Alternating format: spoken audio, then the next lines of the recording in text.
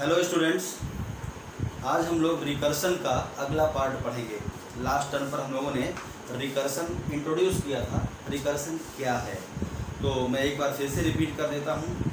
Recursion किसी function को अपने ही अंदर से खुद को कॉल कर लेना रिकर्सन कहलाता है। बाकी की प्रॉपर्टीज इसकी फंक्शन से ही मिलती जुलती हैं। जैसा फंक्शन का नेचर होता है वैसा ही रिकर्सन का भी केवल और केवल एक पॉइंट यहाँ एक्स्ट्रा बढ़ जाता है कि किसी फंक्शन को खुद के अंदर से ही खुद को कॉल कर लेना रिकर्सन कहलाता है।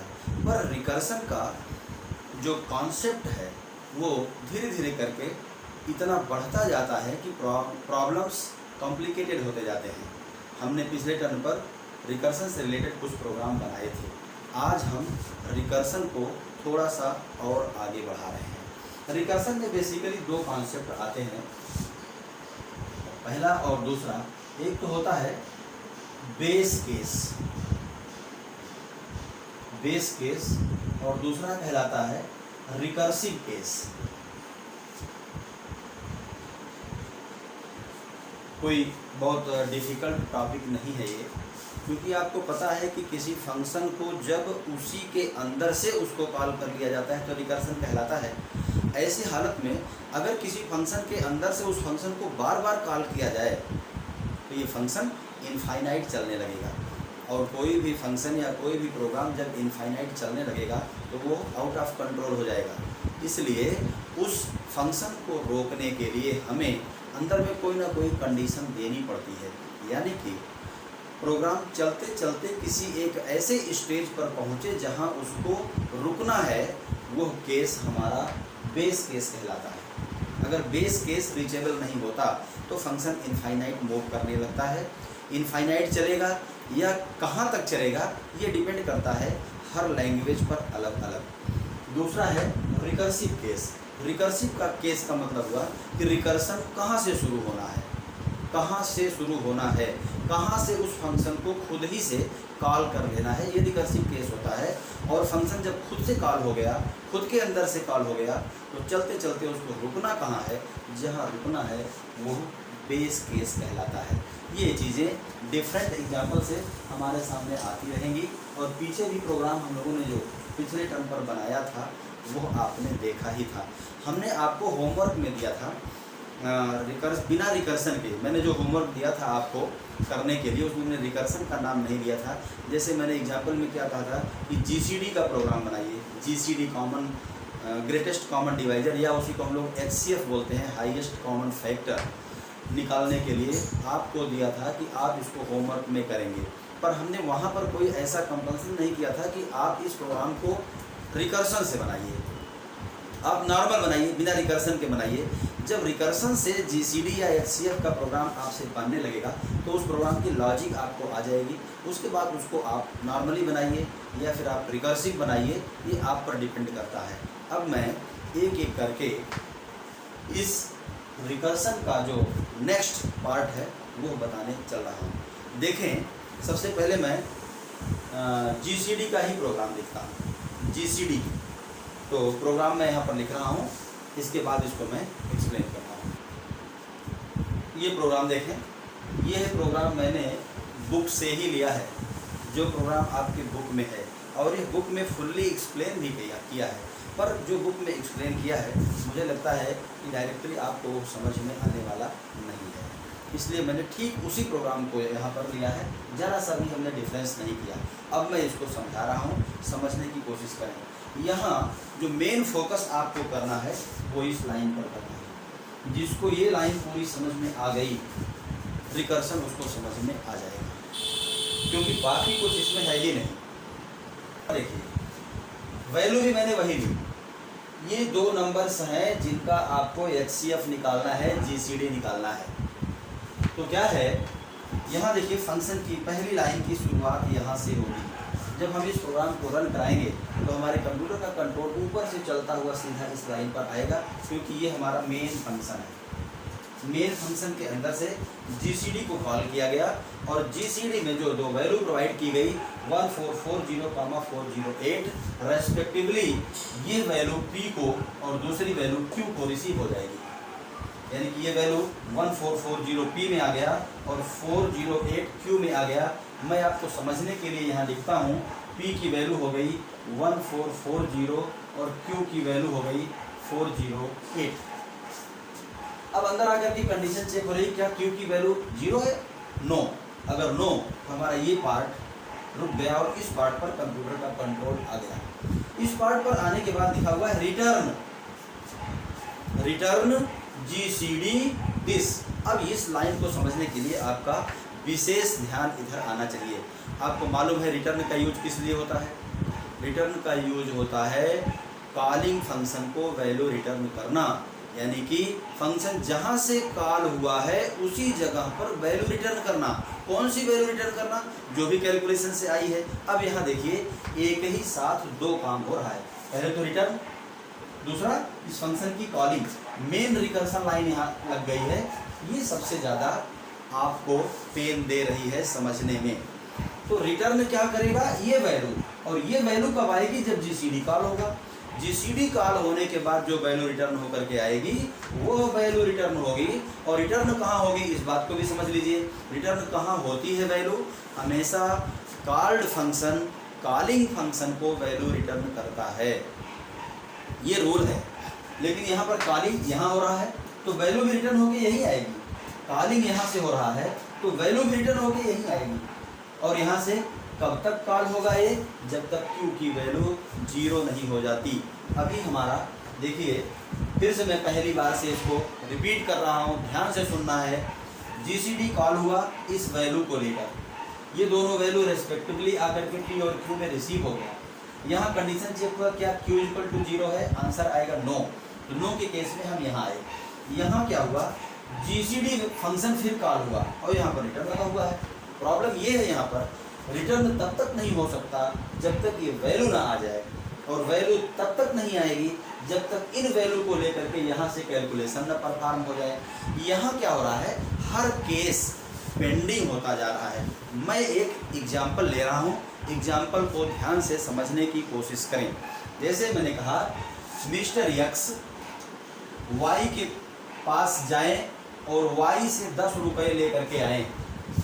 जब ये Y के पास पहुंचता है, Y ने इसको आगे काम पर भेज दिया, आप Z के पास जाइए, यहाँ से 50 रुपीज़ लेकर के आइए। उसके बाद Z यहाँ से W के पास गया और इसने कहा उसके पास से 100 रुपीज़ लेकर के आइए। ये आदमी इनका काम करने निकला था, यहाँ से काम करके यहाँ लौट आना चाहिए था, लेकिन जब ये इनके पास गया तो इन्होंने इसको दूसरा काम बता दिया, इन्होंने इसको तीसरा काम बता दिया। अब ये W का काम पूरा करते हुए Z के पास आएगा, Z का काम पूरा करते हुए Y के पास आएगा और Y का काम पूरा करते हुए X के पास लौटेगा। यही यहाँ पर हो रहा है, ध्यान दीजिएगा। यहाँ मैं इस एग्जाम्पल में जो कह रहा हूँ, X के पास 5 रुपीज़ थे, उसने कहा Y के पास जाओ, जो कुछ Y के पास है उसको ले आओ। वो उसके पास 10 था, 10 लेने से पहले ही Y ने कहा कि Z के पास मेरा कुछ अमाउंट पड़ा है उसको ले आओ। फिर ये गया Z के पास, Z ने उसको 50 रुपीज़ देने से पहले बता दिया कि W के पास जाओ, उनके पास जो अमाउंट पड़ा है उसको वापस लाओ। फिर ये 100 लाया, इनको दिया, तो ये 100 इनके पास आकर के 150 हुआ। फिर Z ने 150 इनको रिटर्न किया, तो ये 150 मिल करके 160 हुआ। फिर इसने 160 इनको रिटर्न किया, यहाँ आकर के टोटल अमाउंट 165 बनता है। ध्यान रखें, जैसे X ने भेजा Y पर, Y ने भेजा Z पर, Z ने भेजा W पर। X को ये नहीं पता था कि Y को Z पर भी जाना है, Y को ये नहीं पता था कि Y को W पर भी जाना है। ये हुआ कैसे? X ने Y के पास भेजा था, लेकिन Y ने Z के पास भेज दिया, Z ने W के पास भेज दिया। काम करने वाले व्यक्ति को अब उल्टे तरफ से हर एक का काम पूरा करते हुए लौटना है, इसलिए उसने W से 100 लिया, ला करके Z को दिया। यानी रिटर्न की बात कर रहा हूँ मैं, यहाँ रिटर्न की बात कर रहा हूँ मैं। यहाँ पर क्या हुआ? ये 10 रिटर्न होना था 5 के पास, पर समस्या ये हो गई कि Y ने इसको Z के पास भेज दिया, तो z से जो रिटर्न होगा वो y के पास आएगा, y से जो रिटर्न होगा वो x के पास आएगा। लेकिन फिर प्रॉब्लम हुई कि z ने w के पास भेज दिया, फिर तो w से जो रिटर्न होगा वो z के पास आएगा, z से जो रिटर्न हुआ वो y के पास आएगा, y से जो रिटर्न हुआ वो x के पास आकर के फाइनल वैल्यू के रूप में मिलेगा। सेम सिचुएशन जरा यहाँ फिर से समझने की कोशिश करें। मैं इस एग्जाम्पल को बार बार फोकस इसलिए कर रहा हूँ कि इसी पूरे एग्जाम्पल में पूरा रिकर्सन छिपा हुआ है। रिकर्सन की प्रोग्रामिंग जिसको आ जाती है, ये माना जाता है कि आगे के जितने मोस्ट कॉम्प्लिकेटेड प्रोग्राम्स हैं वो बहुत इजीली आने लगते हैं। इसीलिए मैं इस टॉपिक पर विशेष जोर दे रहा हूँ। मैं इसको फिर से समझा रहा हूँ, एक बार फिर से अपना ध्यान इधर दें, इस एग्जाम्पल को अपने दिमाग में रखते हुए। अब आगे मैंने जीसीडी फंक्शन को फर्स्ट टाइम कॉल किया तो हमने 1440 और 408 को पैरामीटर बनाया। ये हमारा एक्चुअल पैरामीटर आकर के फॉर्मल पैरामीटर p और q में रिसीव हो गया। यहाँ लिखा है क्या q इक्वल टू 0 है? नो। क्यों? क्योंकि q की वैल्यू 408 है। फिर क्या होगा? यहाँ आएगा। यहाँ इसने वैल्यू रिटर्न करने को कहा, लेकिन रिटर्न करने से पहले उसको एक काम और दे दिया कि जीसीडी को इस वैल्यू से कॉल करो। रिटर्न करेगा कैसे वो? जब तक वो कॉल करके यहाँ वैल्यू नहीं लाता तब तक वो रिटर्न नहीं कर सकता। इसलिए इसने क्या किया, जीसीडी फंक्शन को फिर से कॉल किया और यहाँ से वैल्यू q को पास किया। q कहाँ आएगा? p में। ध्यान रखिएगा, यहाँ पहले q लगा है लेकिन यहाँ पहले p लगा है। ये चीज़ आपको बहुत ही बारीकी से समझना है। इस जगह पर q लगा है और इस जगह पर p लगा है, तो q की वैल्यू पास हो गई p में। आप मानिए यहाँ पर कि इस समय p की वैल्यू 408 हो गई, लेकिन यहाँ क्या है? यहाँ लिखा है p मॉडुलस q। मॉडुलस का मतलब रिमाइंडर फाइंड आउट करना। अब आप p की वैल्यू जो आपकी है वो 1440 है। 1440 मॉडुलस 408, तो 1440 मॉडुलस 408 कितना आएगा कैलकुलेशन में? 1440 मॉडुलस 408। यहाँ मॉडुलस कितना आएगा? 216। कैलकुलेट करिए। अब ये वैल्यू आ गई यहाँ p, q में। ध्यान रखेंगे q की वैल्यू जो 408 थी वो p में रिसीव हुई, इसलिए p की वैल्यू 408 हो गई।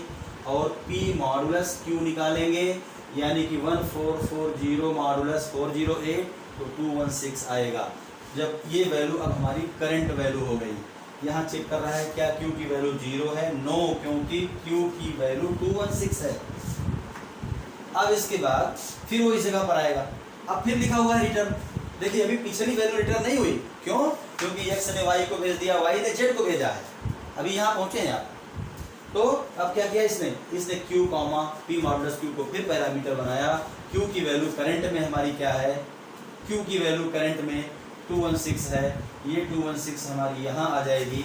और p मॉडुलस q जब करेंगे 408 मॉडुलस 216 तो आएगा आपका 192। ये पैरामीटर बन गया। ये पैरामीटर लेकर के यहाँ आया, फिर चेक कर रहा है क्या q इक्वल टू 0 है? नो। फिर रिटर्न पर आया। अभी 2 रिटर्न पेंडिंग है आपके, यानी कि अब वो z से w पर भेज रहा है। 2 रिटर्न पेंडिंग है। फिर यहाँ आ गया, इसने कहा q, p मॉडुलस q, फिर q की वैल्यू p को रिसीव होगी, दैट इज 192 एंड 216 मॉडुलस 192 करेंगे तो आएगा 24। फिर चेक कर रहा है क्या q इक्वल टू 0 है? नो। q कितना है? 24 है, इसलिए 0 नहीं हुआ। फिर आ गए हम रिटर्न पर। रिटर्न के साथ फिर जीसीडी कॉल हो गया, यानी कि अभी हमारे 3 रिटर्न पेंडिंग हैं। 3 रिटर्न पेंडिंग हैं, तब तक ये फिर यहाँ आ गया और फिर इसने q की वैल्यू को p में ट्रांसफ़र किया। तो यहाँ क्या आएगा? 24 और p मॉडुलस q यानी कि 192 मॉडुलस 24 विल बी 0। 0 हो गया। अब 0 होने के बाद यहाँ वैल्यू आकर के जब चेक हुई कि क्या q इज इक्वल टू 0 है, तो हाँ q इज इक्वल टू 0 हो चुका है। जब q इज इक्वल टू 0 हुआ तो वैल्यू रिटर्न हुई। ये बताइए ये रिटर्न वैल्यू कहाँ भेजेगा?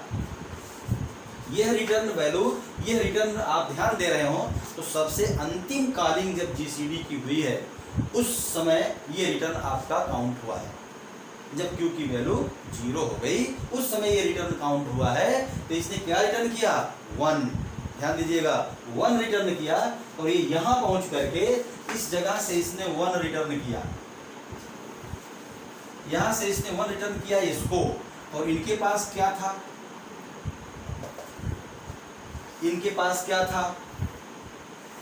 इनके पास ये है 24। 24 किसकी वैल्यू है? P की। ध्यान दीजिएगा, रिटर्न P की। अगर मैं यहां पर लगा दूं रिटर्न P तो भी वैलिड है। P24 रिटर्न होकर के आ जाएगा कहां?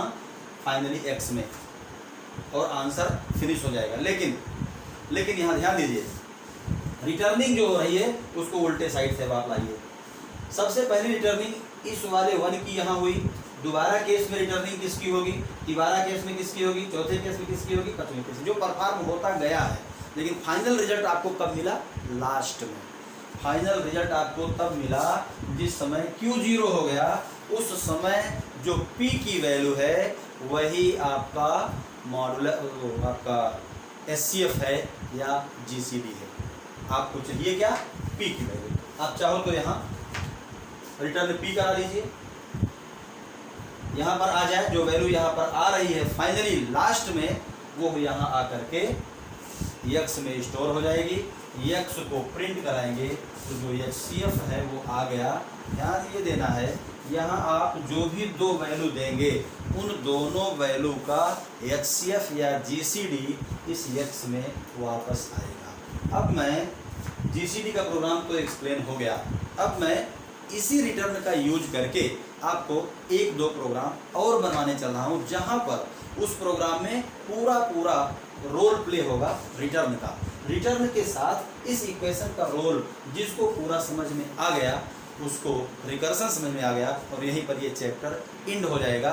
इस चैप्टर का हम एंड पार्ट इस समय डिस्कस कर रहे हैं, लेकिन इसी बात को समझाने के लिए आपके बुक में भी ढेर सारे प्रोग्राम दिए गए हैं, ढेर सारे, कम से कम मुझे लगता है कि एटलीस्ट 25 प्रोग्राम दिए गए इसी एक बात को समझाने के लिए। जिसको ये बात समझ में आ गई उसको रिकर्सन पूरा समझ में आ जाएगा और आगे के टॉपिक्स उनको इजी लगेंगे। अब मैं दूसरा प्रोग्राम डिस्कस करने चल रहा हूँ। तो स्टूडेंट्स देखिए, ये हमारा सेकंड प्रोग्राम है और यह भी प्रोग्राम बुक का ही है। देखिए, बुक में इतना समझाने की कोशिश की गई है कि आपको इसका एक लाइन का वर्ड मीनिंग समझ में आ जाए। बहुत अच्छे तरीके से समझाया है, पर ये चैप्टर थोड़ा सा डिफ़िकल्ट है, इसलिए मैंने उसको यहाँ पर लिख करके इसकी एक लाइन आपको एक्सप्लेन करने की बात सोची है। मैं प्रयास कर रहा हूँ, इधर ध्यान से देखिए। पहले तो इसको बुक में खोज लीजिएगा, मैंने थोड़ा सा इसको डिफ़र किया है, ये चीज़ आपको डिफरेंस मिलेगी और बाकी चीज़ें एक ही है। कॉन्सेप्ट मेन जो है वो एक ही है। देखिए ज़रा क्या है। अब यहाँ पर देखिए कंप्यूट 4 लिखा हुआ है। एक्चुअली इस प्रोग्राम का पर्पज है 4 से ले करके 1 तक सारे नंबर को ऐड करना। 4 + 3 + 2 + 1, तो 4 + 3 हो जाएगा 7, 7 + 2 हो जाएगा 9, 9 + 1 हो जाएगा 10। सम इसका 10 आना चाहिए, ये जिस चीज़ का प्रोग्राम लिखा हुआ है। तो अब देखिए मैं इसको समझा रहा हूँ, आप ध्यान से समझिए। यहाँ लिखा है कंप्यूट 4, यानी 4 एक हमारा एक्चुअल पैरामीटर हुआ जिसने अपनी वैल्यू नम को कॉपी करा दी। ध्यान दीजिएगा, नम की करंट वैल्यू क्या हो गई 4, जो यहाँ से गई इस जगह पर आ गई। यहाँ चेक कर रहा है क्या नम की वैल्यू 1 है। अगर नम की वैल्यू 1 है तो रिटर्न क्या होना चाहिए, नम। एक चीज़ यहाँ प्रॉब्लम क्रिएट कर रही है, नम की वैल्यू अगर 1 हो जाएगी तो 1 ऐड नहीं होगा, इसलिए नम की वैल्यू जब 0 हो तो बंद किया जाए, क्योंकि 1 तक तो ऐड होना ही है, 0 पर बंद किया जाए। अब यहाँ देखिए कंप्यूट 4, नम की वैल्यू हो गई 4। क्या नम की वैल्यू 0 है, नहीं, यहाँ कोलन साइन रहेगा। इन सब छोटी बातों का आप ध्यान रखेंगे। रिटर्न नम ये अभी होगा नहीं, क्योंकि नम की वैल्यू अभी 0 नहीं है, नम की वैल्यू अभी 4 है, तो इल्स पर आएगा। अब इल्स पर देखिए आप, फिर वही चीज़, रिटर्न के बाद उसको एक काम दे दिया गया, उसी फंक्शन को कॉल कर दिया गया। यहाँ पर फंक्शन का नाम कंप्यूट है और इस हमारे फंक्शन का नाम भी कंप्यूट है, इस कंप्यूट के अंदर से इसी कंप्यूट को कॉल कर लिया गया, इसलिए ये रिकर्सन है। जो मैंने आज का चैप्टर शुरू करने से पहले 2 पॉइंट बताया था, एक होता है बेस केस, दूसरा रिकर्सिव केस। तो देखिए रिकर्सिव केस आपका ये है और बेस केस आपका ये है। बेस केस वो है जहाँ पर प्रोग्राम के टर्मिनेशन का इंडिकेशन होता है, वो ये है, यानी कि जब नम की वैल्यू 0 हो तो प्रोग्राम टर्मिनेट कर जाए, और अगर नम की वैल्यू 0 नहीं है तो यही फंक्शन कंप्यूट बार बार क्रिएट होता रहे, बार बार कॉल होता रहे। इसलिए ये हमारा रिकर्सिव केस है, ये हमारा बेस केस है। तो 4 को लेकर के यहाँ आए, कंडीशन चेक हुआ, क्या नम इक्वल टू 0 है, नो। यहाँ आ गए, अब यहाँ देखिए, यहाँ क्या मतलब हुआ इसका 4 प्लस, अब देखिएगा इसका मतलब हुआ 4 प्लस, यहाँ हम लिख रहे हैं कंप्यूट 3, क्योंकि यहाँ हो गया नम माइनस 1। अब देखिए कैसे पेंडिंग होता जा रहा है। उसके बाद ये रिटर्न लगा हुआ है, लेकिन रिटर्न वैल्यू होगी नहीं तब तक जब तक ये कैलकुलेशन नहीं हो जाएगा। इस कैलकुलेशन से पहले ही ये फंक्शन फिर कॉल हो गया, यहाँ पर नम की वैल्यू आ गई 3, फिर चेक कर रहा है क्या नम 0 है, नहीं, फिर रिटर्न पर आ गया। पिछला रिटर्न पेंडिंग है, उससे बाद में यहाँ आ गया, फिर यहाँ क्या लिख रहा है, यहाँ लिख रहा है 3 प्लस नम की वैल्यू क्या है 3 प्लस कंप्यूट नम, 3 प्लस कंप्यूट नम। अब 3 प्लस कंप्यूट नम करेगा तो कंप्यूट नम -1, अब नम -1 पर यहाँ क्या वैल्यू हो जाएगी 2, उसके बाद क्या हो जाएगी 1, उसके बाद क्या हो जाएगी 0। लेकिन यहाँ लिखा हुआ है नम प्लस, लेकिन नम प्लस तब होगा जब ये वैल्यू रिटर्न होके आएगी। ध्यान दीजिएगा, यहाँ देखिए, यहाँ होगा 4 plus compute 3 plus compute 2 plus compute 1, इस तरह से होता जाएगा, होता जा रहा है। सारे क्वेश्चन पेंडिंग है। अब इधर से लौटेगा, इधर से लौटेगा 1 होगा, फिर प्लस 2 होगा, 3 हो जाएगा, 3 प्लस 3 होगा 6 हो जाएगा, 6 प्लस 4 होगा 10 हो जाएगा। जिस समय वैल्यू 10 होगी, नम की पोजीशन क्या होगी, नम यहाँ पर 0 हो चुका होगा।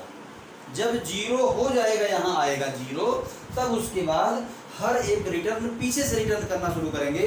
तब उसके बाद नम 0, फिर नम 1 हो गया, फिर नम 2 1 3 हो गया, फिर नम 3 प्लस 3 6 हो गया, फिर नम 4 6 प्लस 4 10 हो करके, और फाइनली इस x में रिटर्न होके आएगा और x की वैल्यू 10 हो जाएगी।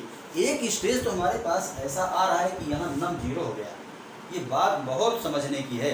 यहाँ नम 0 हो गया तभी तो रिटर्न होगा, रिटर्न होकर के 0 यहाँ आया, और यहाँ से फिर आगे नम पर ऐड हुआ, फिर पांचवा रिटर्न पर नम 0 हुआ, चौथे पर नम 1 हुआ, तीसरे पर नम 2 + 1 3 हुआ, और दूसरे पर 6 हुआ, और फिर पहले पर लौट कर आने पर वो 10 हो गया, और वो फाइनली रिटर्न होकर के x के पास आया और प्रोग्राम कंप्लीट हो गया।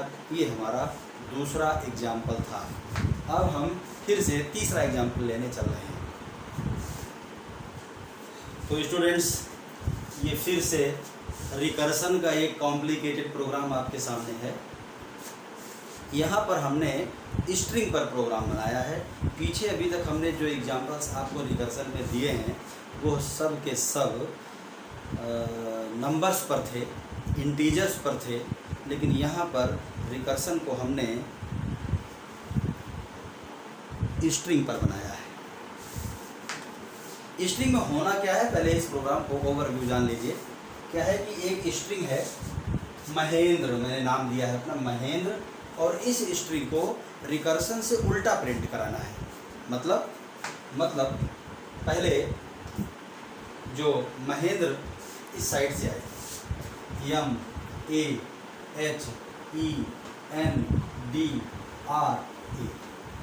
ये स्ट्रिंग रिवर्स हो गया। स्ट्रिंग को रिवर्स करना है। स्ट्रिंग को रिवर्स करने का प्रोग्राम तो बेहद आसान है, 1 से 2 लाइन में बन जाएगा, लेकिन हमको अपनी लॉजिक से बनाना है।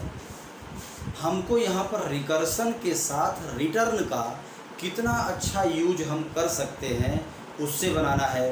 ध्यान रहे ये बात कि जब हम अपने प्रोग्राम में रिकर्सिव केस का यूज करते हैं तो हमारा प्रोग्राम देखने में तो कॉम्प्लिकेटेड हो जाता है पर प्रोग्राम की साइज़ बहुत छोटी हो जाती है। ये आप आगे डिफरेंट एग्जाम्पल से समझेंगे। तो देखिए यहाँ पर हो क्या रहा है, इस बात को ध्यान से आप समझेंगे। हमने एक नेम नाम का वेरिएबल लिया, नेम नाम के वेरिएबल में वैल्यू रखा महेंद्र। नेम हमारा मेन पार्ट में डिक्लेयर्ड है, इसलिए ये और ये दोनों वेरिएबल ज़रूरत पड़ने पर इस फंक्शन में भी एक्सेसिबल होंगे। ऐसे वेरिएबल्स को हम ग्लोबल वेरिएबल बोलते हैं, जिनको हम फंक्शन विथ पाइथन में बता चुके हैं। तो नेम नाम का वेरिएबल देखिए यहाँ भी यूज हुआ है, यहाँ भी यूज हुआ है। ये तो हमारा फंक्शन है, फंक्शन का नाम है टेस्ट। तो टेस्ट के अंदर भी वही वेरिएबल यूज हुआ है और मेन के अंदर भी वही वेरिएबल यूज हुआ है। तो एक ही वेरिएबल अगर दोनों जगह यूज हो रहा है तो ये वेरिएबल ग्लोबल है। लेकिन इसके अंदर जो n वेरिएबल है वो हमारा टेस्ट का लोकल वेरिएबल है, वो यहाँ यूज नहीं हो सकता। लोकल वेरिएबल्स की प्रॉपर्टी है जो जिस फंक्शन में डिक्लेयर हुआ है वहीं पर यूज हो सकता है, उसके आगे नहीं। ये कॉन्सेप्ट हम पीछे आपको बता चुके हैं। अब यहाँ देखें, नेम नाम के वेरिएबल में वैल्यू रखी हुई है महेंद्र। नेम में इस समय वैल्यू महेंद्र है। मैं यहाँ पर पूरी वैल्यू लिख रहा हूँ MAHENDRA। इंडेक्स के हिसाब से देखा जाए तो ये 0 1 2 3 4 5 6 7 0 1 2 3 4 5 6 7 तक इसका इंडेक्स नंबर हो जाएगा। स्ट्रिंग प्रॉपर्टी के अकॉर्डिंग आप सब इस बात को जानते हैं, ये प्रॉपर्टी एरे के अकॉर्डिंग चलती है। स्ट्रिंग में भी वो चलेगा, लिस्ट में भी चलेगा, ट्रिपल में भी चलेगा। और इसको अब आगे देखें तो यहाँ नेम की वैल्यू हो गई महेंद्र। अब आप ध्यान से देखिए, यहाँ लिखा हमने टेस्ट फंक्शन, टेस्ट की कॉलिंग हो रही है, फर्स्ट टाइम टेस्ट की कॉलिंग हो रही है, लेकिन वो अपने साथ ले क्या जा रहा है, तो उसका एक्चुअल पैरामीटर क्या है, स्पेस। ध्यान दीजिएगा ये क्या लिखा हुआ है, डबल कोटेशन के अंदर स्मॉल v लिख करके क्रॉस कर दिया गया है। कीबोर्ड पर ये सिंबल मत खोजने लगिएगा, ये सिंबल है स्पेस का, यानी कि ये क्या लिखा हुआ है, डबल कोटेशन में सिंगल स्पेस लिखा हुआ है। तो ये सिंगल स्पेस लेकर के n को पास कर दिया गया। n की करंट वैल्यू इस समय क्या है, स्पेस, इस समय स्पेस है।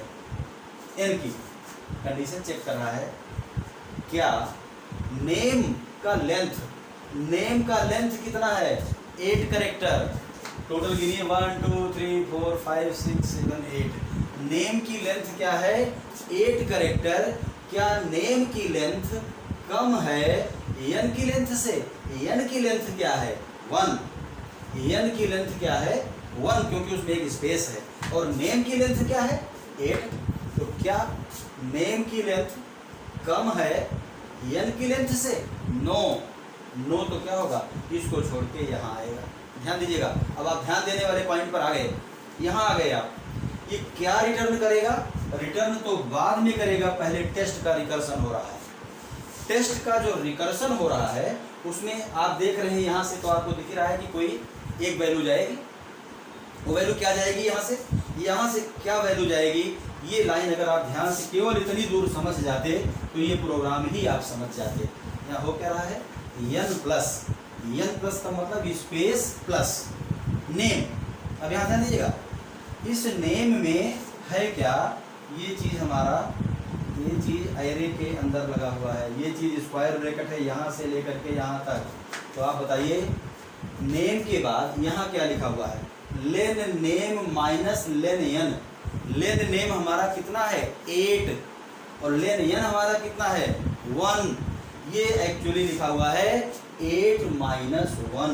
8 माइनस 1 कितना होगा 7।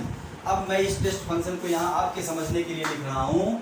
टेस्ट फंक्शन के अंदर लिखा हुआ है n प्लस नेम 7।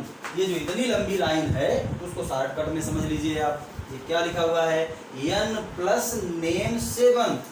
n क्या है ब्लैंक, और नेम 7 क्या है, नेम 7 क्या है, महेंद्र का लास्ट कैरेक्टर a। यानी कि अब स्पेस और a n की वैल्यू बन गए, स्पेस और a n की वैल्यू बन गए। तो यहाँ क्या दिखेगा, स्पेस तो दिखेगा नहीं, सॉरी यहाँ पर a हो गया। पर ये वैल्यू अभी लौटी नहीं, रिटर्न नहीं होगी, क्योंकि रिटर्न पेंडिंग है। रिटर्न पेंडिंग है, फिर यहाँ करके चेक कर रहा है क्या लेन की वैल्यू कम है इससे नहीं। यहाँ कितनी है, यहाँ 2 है, एक तो हमारा ब्लैंक है ही, अभी n की वैल्यू 2 है और इसकी लेंथ कितनी है, 8 है, तो क्या 8 लेस है 2 से, नो। फिर रिटर्न यहाँ आएगा, फिर टेस्ट पर आएगा, फिर कह रहा है n प्लस नेम लेन n-1। अब की बार यहाँ 7 की बजाय हो जाएगा 6। छठवें पर कौन सा कैरेक्टर है, r, वो r इसके साथ अटैच हो जाएगा, ये हो जाएगा, इसके साथ अटैच होकर के यहाँ कॉल हो गया। तो अब n की वैल्यू हो गई स्पेस AR। उसके बाद फिर चेक कर रहा है, यहाँ क्या हो जाएगा 3, क्या 8 की वैल्यू लेस देन 3 है, फिर यहाँ आ गया, फिर यहाँ आप जब कैलकुलेट करेंगे तो यहाँ 6 की जगह क्या आ जाएगा, 5 आ जाएगा। फिफ्थ पोजीशन पर कैरेक्टर क्या है, D। इसी तरह से फोर्थ पर क्या है, N, फिर क्या है E, फिर क्या है H, फिर क्या है A और फिर क्या है M। M तक जाते जाते N की वैल्यू महेंद्र की लेंथ से ज़्यादा हो जाएगी। क्यों, क्योंकि महेंद्र में तो 8 कैरेक्टर है और N में एक स्पेस पहले से गया था, वो 9 हो गया। अब ये कंडीशन आपकी फॉल्स हो गई। फॉल्स होने के बाद रिटर्निंग स्टार्ट। अब ये रिटर्न हुआ n के पास रिटर्न होकर के आया। रिटर्न होते होते जो कैरेक्टर्स जो हमने यहाँ ऐसे लिखा है वो एक्चुअली अब जुड़ना शुरू करेंगे। हम तो लिख करके जोड़ते गए, जैसे जैसे रिटर्न होगा वैसे वैसे ये कैरेक्टर आपस में कनेक्ट होते। अभी तो ये अलग अलग गए थे, एक बार स्पेस गया था, फिर A गया था, फिर R गया था, फिर D गया था, फिर N गया था, फिर E, H, A, M। अब उसके बाद रिटर्निंग रिवर्स होना शुरू हुई और फाइनली n की वैल्यू उल्टा महेंद्र आ गया। वो रिटर्न होकर के कहाँ आएगा, इस Na में प्रिंट Na करेंगे तो महेंद्र उल्टा प्रिंट हो जाएगा। यहाँ पर रिकर्सिव केस और बेस केस दोनों को यूज करके स्ट्रिंग को रिवर्स करने का प्रोग्राम लिखा गया है। ठीक यही प्रोग्राम आपके बुक में भी दिया गया है, पर वो थोड़ा दूसरे तरीके से लिखा है, थोड़ा सा वो कॉम्प्लिकेटेड लिखा है। मेरा आप लोगों से रिक्वेस्ट है कि जो उसमें लिखा है उसको भी ध्यान से पढ़ करके रिकर्सन समझ लीजिएगा। अभी इस रिकर्सन को यूज करके 2 प्रोग्राम आगे आपको लिखने हैं। एक है फिबोनाची सीरीज़ का प्रोग्राम, दूसरा है बाइनरी सर्च। बाइनरी सर्च हम आपको क्लास 11th में पढ़ा चुके हैं, पर वहाँ जब हम लोगों ने पढ़ा था तो हम लोगों ने लूप से बाइनरी सर्च बनाया था। यहाँ पर वही बाइनरी सर्च हमको रिकर्सन से बनाना है। जो लोग रिकर्सन से बाइनरी सर्च का प्रोग्राम बना ले जाएंगे, समझिए रिकर्सन उनको अच्छे से समझ में आ गया। अभी ये चैप्टर हमारा फिनिश हुआ। मैंने आपको स्टार्टिंग में बताया था ये चैप्टर हमारे कोर्स में नहीं है, इसके बाद का चैप्टर भी हमारा कोर्स में नहीं है, लेकिन एक्चुअली ये सब चैप्टर्स ऐसे हैं जिनको न पढ़ने पर आप ये कह सकते हैं कि पाइथन आपने पढ़ा ही नहीं है। तो फिर आपको पाइथन पढ़ने का एडवांटेज ही क्या रह गया। इसमें ये नहीं सोचना है कि हम इसको अनायास पढ़ रहे हैं, अनायास मेहनत कर रहे हैं, हमारे पास टाइम पर्याप्त है, इसलिए पाइथन पढ़ने का जो एडवांटेज है वो मिलता रहे। इस वजह से मैंने इसको पढ़ाया। आप इसको रिवाइज़ करें, अच्छे से रिवाइज़ करें, क्योंकि पाइथन निकाल दिया गया, आइडिया ऑफ एल्गोरिथमिक कॉन्सेप्ट ये भी आपके कोर्स से निकाल दिया गया। इसके आगे पाइथन पाई प्लाट है, वो भी आपके कोर्स से इस साल निकाल दिया गया है। केवल और केवल पाइथन के अब 2 चैप्टर लास्ट में बच रहे हैं, लिंक लिस्ट, डाटा स्ट्रक्चर। इसके अलावा पाइथन आपका समाप्त है। तो फिर हमको पढ़ना ही क्या है, फिर हमको थ्योरेटिकल चैप्टर पढ़ने हैं। इस वजह से हमारा टाइम बर्बाद न जाए, हमने इन सब को पढ़ाने के लिए अपना मन बना लिया है। आप लोग भी इसको पढ़ते चलिए, जहाँ नहीं समझ में आएगा फिर पूछेंगे, और नहीं समझ में आएगा तो छोड़ देंगे, लेकिन ऐसा नहीं है कि 100% समझ में नहीं आएगा। छोड़ देने पर भी हमारा कोई नुकसान नहीं होने वाला, लेकिन समय है इसलिए पढ़ते चलें। अब हम अगले टर्न पर अगला chapter idea of algorithmic complexity, इसको हम लोग पढ़ेंगे। बस आज के लिए इतना ही। Thank you very much.